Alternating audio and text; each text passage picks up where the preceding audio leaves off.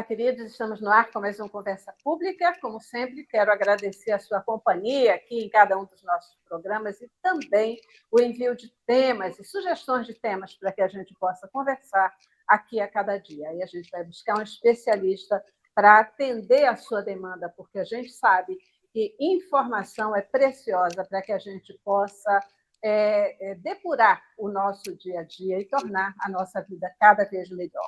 Hoje a gente vai falar sobre um tema que está aí muito presente, Campanha Nacional de Mobilização na Luta contra HIV, AIDS e outras infecções sexualmente transmissíveis, as chamadas ISTs. De acordo com o boletim do Programa Conjunto das Nações Unidas, cerca de 39 milhões de pessoas no mundo estavam vivendo com HIV em 2023. E, pasmem vocês, mais de 1 milhão dessas pessoas foram infectadas durante esse ano de 2023. Aqui no Brasil, embora tenhamos registrado uma queda de mais de 25% na mortalidade, né, pela AIDS, 30 pessoas morrem ainda a cada dia aqui por conta dessa infecção. E olha só, a maioria dessas mortes está concentrada entre os jovens. No Conversa Pública de hoje, nós vamos falar sobre a campanha e sua importância no enfrentamento das infecções sexualmente transmissíveis. Para falar sobre esse tema, eu tenho a honra de receber aqui no estúdio o Dr. Regis Kreitmann. Ele que é ginecologista e obstetra e é também membro da comissão especializada em doenças infecto-contagiosas da FEBRASC, que é a Federação Brasileira das Associações de Ginecologia e Obstetrícia. Doutor Regis, muitíssimo obrigada pela sua presença, pelo seu tempo aqui para a gente falar de um assunto tão importante. Perfeito, obrigado pelo convite. É isso aí. Doutor Regis, a campanha ela já acontece há alguns anos, por que ela ainda é tão importante e tão necessária aqui no Brasil, especialmente? A gente tem acompanhado, desde a década de 80, a epidemia de AIDS, né? E ela tem aquela importância no início que envolvia uma mortalidade muito grande. Nós tínhamos alta mortalidade na AIDS, nós tínhamos uma doença desconhecida na década de 80 e ela foi, no decorrer do tempo, a gente foi aprimorando diagnósticos, nós fomos aprimorando também os tratamentos. Os tratamentos estão muito melhores do que eram no passado. Então, agora a AIDS não foi embora, né? Nós temos aqui no Brasil 1 milhão de pessoas infectadas pelo HIV. E a gente tem conseguido sucesso em colocar pessoas em tratamento, em fazer diagnósticos e reduzir mortalidade. Isso tem tido um impacto muito bom. Do início da epidemia para hoje, a mortalidade está muito menor, mas as pessoas continuam se infectando pelo HIV. Então, lembrar do HIV, a gente tem outras demandas que apareceram no decorrer a pandemia de Covid, nós tivemos, né, a dengue é um grande problema, nós temos outros problemas de saúde, e a AIDS parece que saiu do dia a dia, muito do jornalismo, e na mídia desapareceu muito o HIV, e cada vez mais tem pessoas se infectando ainda pelo HIV, muito pelo desconhecimento de métodos de prevenção, a falta de diagnóstico. Então é importante a gente lembrar tudo isso, a gente lembrar que a AIDS existe, para a gente poder fazer mais diagnósticos e mais tratamentos, né? Pode falar. Tá. A gente está falando da AIDS, mas, na verdade, não apenas para falar da AIDS, mas também de outras infecções sexualmente transmissíveis. Eu queria ouvir do senhor quais são essas outras infecções tão importantes e que a gente precisa lembrar delas também. É importante, especialmente no Brasil, a sífilis, né? A sífilis ela tem crescido no planeta inteiro, no mundo inteiro. Nós temos visto um crescimento importante da sífilis, que é uma doença facilmente diagnosticável e tratável, né? Com antibióticos potentes. A gente consegue um antibiótico simples, né? Com a penicilina, a gente consegue resolver, mas está crescendo no Brasil inteiro. E a gente tem a transmissão mãe-bebê, né? A sífilis congênita. Então, a sífilis é um problema sério de saúde pública e é de transmissão sexual. Além disso, tem a gonorreia, a clamídia, outras doenças também de transmissão sexual que é importante a gente ficar atento, né? Mas principalmente a sífilis e o HIV são problemas de saúde pública enormes, com enormes custos e danos e lesões e morte de de pessoas ou de bebês também, né? Uhum. Muitas vezes tem uma confusão grande assim, entre, a gente fala HIV, AIDS, parece que é tudo a mesma coisa. É? Não, não, não. Na verdade, o HIV é o vírus, né? E as pessoas se infectam com HIV.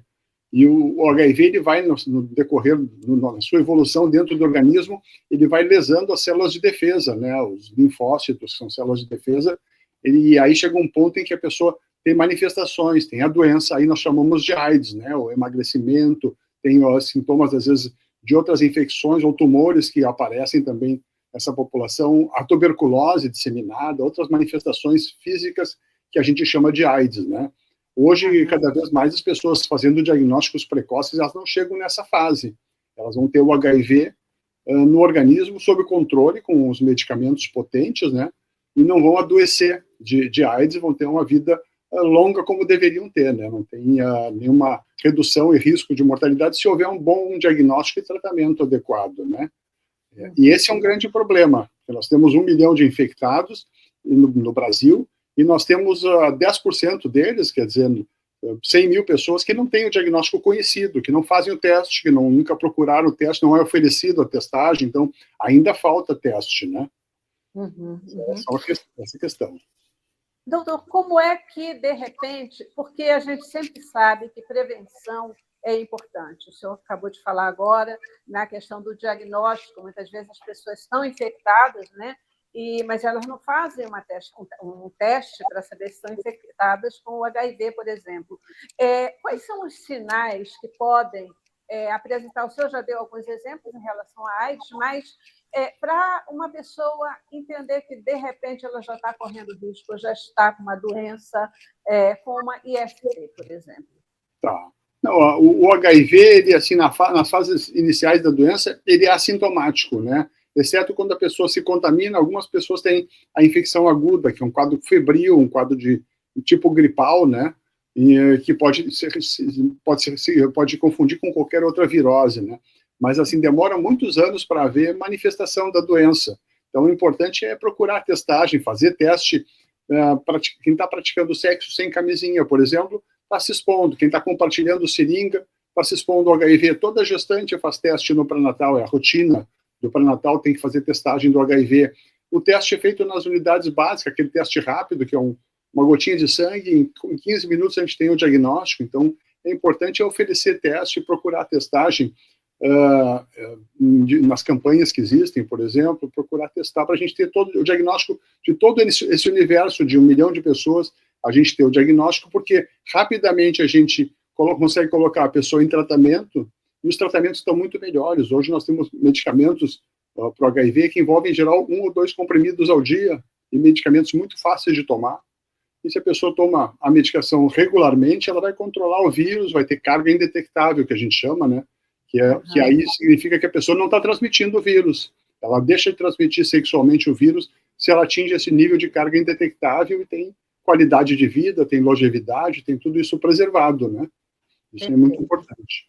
Estou conversando aqui com o Dr. Regis Kreitmann, e ele que é ginecologista e obstetra também, e é membro da Comissão Especializada em Doenças Infecto-Contagiosas da FEBRASCO, que é a Federação Brasileira das Associações de Ginecologia e Obstetrícia. E a gente está aqui conversando sobre as infecções sexualmente transmissíveis. Então, doutor Regis, a gente fala sempre, né, quando está falando em prevenção, a gente acaba falando no uso do preservativo nas relações sexuais. Mas isso é suficiente para garantir o sexo seguro? O senhor falou no pré-natal aqui da mulher gestante, né, quando ela faz a testagem. Eu queria que o senhor falasse um pouquinho para a gente sobre os métodos de prevenção e a importância da testagem do parceiro sexual. Perfeito. Não, eu acho que o preservativo ele é muito eficaz, né? Ele usado em todas as relações, ele vai proteger contra doenças sexualmente transmissíveis, não tem dúvida, é um método ótimo. Só que nós vemos assim, estamos batendo nessa tecla desde a década de 80, 90, sem ter muito sucesso, né? O preservativo, muitas vezes, ele é descontinuado, ele é usado de forma irregular. Quando a relação fica um pouco mais longa ou mais confiável, mesmo sem o teste, as pessoas dispensam o preservativo, a gente sabe que tudo isso acontece. Então, especialmente população que a gente está vendo que está entrando mais fortemente na epidemia de HIV, que são, assim, homens que fazem sexo com homens, principalmente, transexuais, profissionais do sexo, a gente tem um público que a gente tem um cuidado especial e poder oferecer alguma prevenção medicamentosa, que é a PrEP, a profilaxia pré-exposição. Ela não é para todo mundo, né, mas para as pessoas que estão se expondo com muita frequência, pode ser uma alternativa interessante. Tá? Então, o uso diário de um comprimido ao dia, de medicamento, adicionado ao preservativo, então alguma coisa além do preservativo para dar mais segurança para essa população que está entrando muito forte nas doenças de transmissão sexual e na questão do HIV. Então, isso qualquer profissional pode prescrever a PrEP, tá? São 2 antirretrovirais que são combinados numa pílula só, e ele toma diariamente e aí previne o contágio do HIV. Existe também a PrEP injetável, também, que está sendo desenhada já pelo Ministério, já está sendo oferecida pelo Ministério para alguns públicos também, bem selecionados, né? Esse público que está se infectando mais, que pode ser através de injeções a cada 2 meses, né? A PrEP com o cabotegravir, uma medicação injetável. Mas a PrEP oral, ela está disponível, ela é muito fácil de ser prescrita e se retira nas mesmas farmácias que fornecem antirretrovirais, para quem trata o HIV, fornece a PrEP também, né? E existe a PEP, a medicação pós-exposição, naquela situação de violência sexual ou de um parceiro positivo em que a camisinha rompeu, a pessoa pode até 72 horas iniciar o medicamento por 28 dias e evitar o contágio também. É bom saber que existe isso, existem serviços especializados que fornecem, avaliam o caso em questão de quantificar risco e aí fornecem a medicação por 28 dias para evitar o contágio. Então, tudo isso, perspectivas assim, medicamentosas de prevenção, tem crescido muito junto com a camisinha. A gente não pode esquecer da camisinha, que também ela é muito importante. Outra questão importante é tratar as pessoas que têm HIV. Se a gente indetectar a carga viral, a pessoa deixa de transmitir. Então, a gente reduz a infectividade, né, o risco de contágio naquela pessoa que tem o HIV, tornando ela indetectável. Ela aí não transmite para o seu parceiro, se ela se mantiver com boa adesão, isso é importante, né, tomar cuidadosamente a medicação, ter carga indetectável, ela não vai transmitir adiante o HIV. Vamos falar um pouquinho. São formas. Tá. Vamos falar um pouquinho das grávidas, né? Com relação às mulheres grávidas, existem cuidados específicos que elas precisam ter e é o risco, né, dessa infecção passar para o bebê. Sim. As grávidas têm uma situação especial, né, em relação ao HIV, porque a gente consegue fazer o teste no pré-natal, é rotina no país inteiro, testagem do HIV, que acontece no início do pré-natal, no final do pré-natal, nos últimos 3 meses do pré-natal, e no momento do parto. Então, se repete pelo menos 3 vezes na gravidez, se faz teste para HIV no pré-natal, para a gente detectar a paciente que de repente, não tinha lá no início da gravidez, mas se infectou no decorrer da gravidez. Então, e a gente tem estratégias muito boas com medicamentos na gravidez. Se a paciente utilizar antirretrovirais na gravidez, se eles são seguros na gravidez, não tem nenhum dano para o bebê, ela vai ter um risco de transmissão muito pequeno para o seu bebê, né? Prática quase menos de 1%, né? E se ela não usar nada, não fizer tratamento, ou não como era no passado, que não sabia como se tratar, ou não existiam antirretrovirais, a transmissão era 1/3 dos bebês se infectavam, né?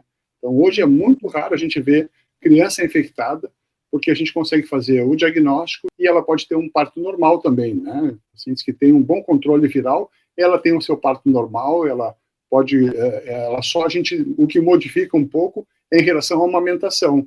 A gente recomenda que não se amamente, porque existe risco da transmissão durante o aleitamento, que é um período muito longo.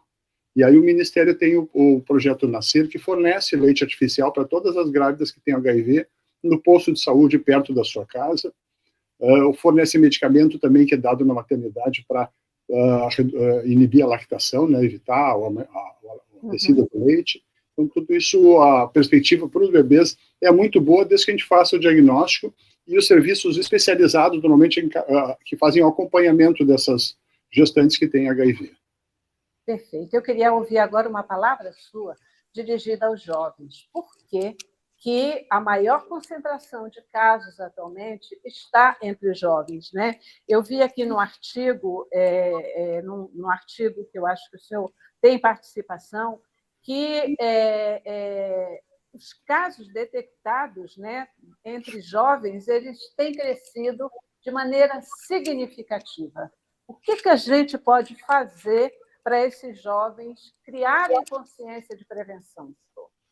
Eu acho que se perdeu bastante coisa em relação a quem viveu aquela epidemia horrorosa da década de 80, em que as pessoas morriam de HIV, as pessoas adoeciam gravemente, né?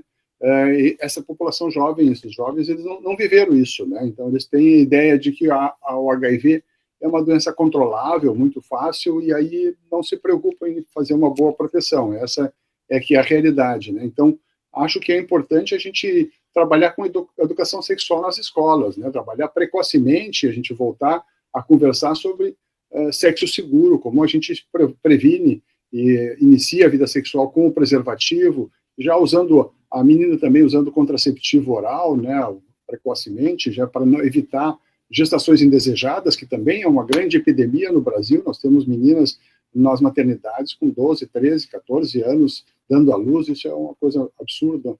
Então, acho que é conversar em casa e ter uma educação sexual de qualidade nas escolas, para que as pessoas se protejam, né, e se previnam do HIV, para a gente poder conseguir controlar dentro desses próximos anos que a gente tem pela frente, um bom controle e ter cada vez menos pacientes entrando, jovens entrando nessa epidemia, né. Então, basicamente é isso, né, é o autocuidado, utilizar preservativo cuidadosamente. Se a pessoa não está conseguindo usar por essas situações de uso de drogas, às vezes o sexo pago, né, profissionais do sexo, então poder usar o PrEP também como alternativa naquele momento, durante aquele período, né? Então tem maneiras de evitar o contágio pelo HIV, e a doença não é uma doença simples, ela exige um tratamento para a vida inteira, né? Conversando com o Dr. Regis, eu sempre tenho que olhar aqui a forma de falar o nome dele, porque é um nome meio complicado. Dr. Regis Kreitmann, ele que é ginecologista e obstetra.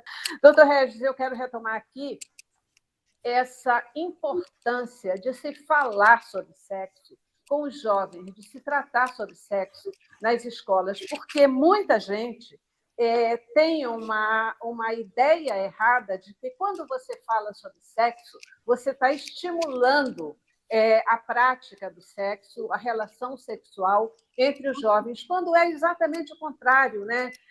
Quando, na verdade, falar sobre isso é trazer informação e fazer com que as pessoas entendam esse processo, a importância e a responsabilidade desse tipo de relação, não é isso?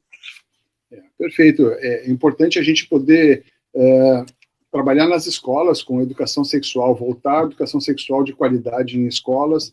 Isso não é estimular sexo precoce, porque as pessoas acabam praticando sexo mais cedo ou mais tarde, não é por informação que isso vai acontecer.